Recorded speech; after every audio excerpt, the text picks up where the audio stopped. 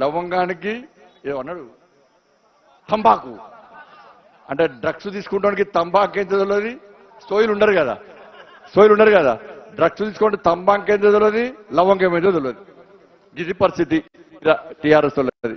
కాబట్టి సినిమాలో షూటింగ్ లేదే కదా, రోజు ఇదే ఎడుతున్నాం మా వారం రోజులే మొత్తం చెండగా ఎడుతున్నాం. వర్షం అయితే వల్లే పడాలి,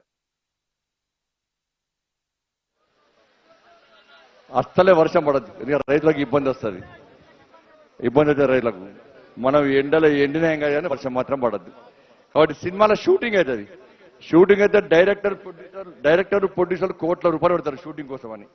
ఊకే కట్ సరే అని చెప్పి వాళ్ళు మీ పైసలు బ్యాంకులో పైసలు కట్టలే. బ్యాంకు వాళ్ళు ఏం చేస్తారు, ఇలా మిత్తి వసూలు చేస్తున్నారు. ఆ మిత్తి కట్టలేక మళ్ళా రుణాలు ఇయ్యలేక ఇలా రైతులు ఇబ్బంది పడుతున్నారు, నష్టపోతున్నారు. అటేమో నకిలీ విత్తనాలు ఇచ్చాడు, మిర్చి రైతులు తిరుగుతూ నష్టపోయారు. నీళ్లు లేవు, ఏం లేవు.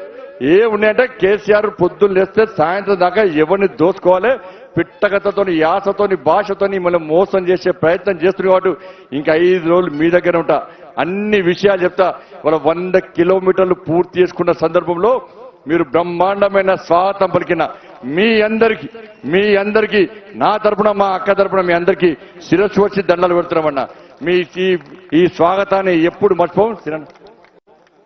చెప్తా అమర్చింతలో ఉన్నారు చేతులెత్తురే, మీరంతా నా వల్లే కదా, అవునా కదా.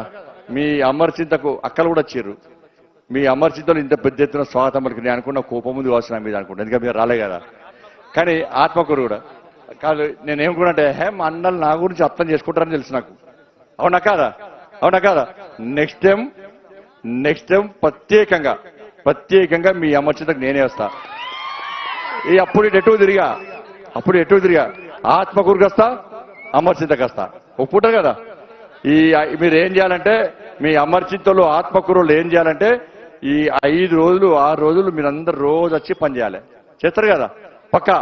కాబట్టి అనేక సమస్యలున్నాయి, ఇంకా ముందు మాట్లాడతా, అన్ని విషయాలు మాట్లాడతా.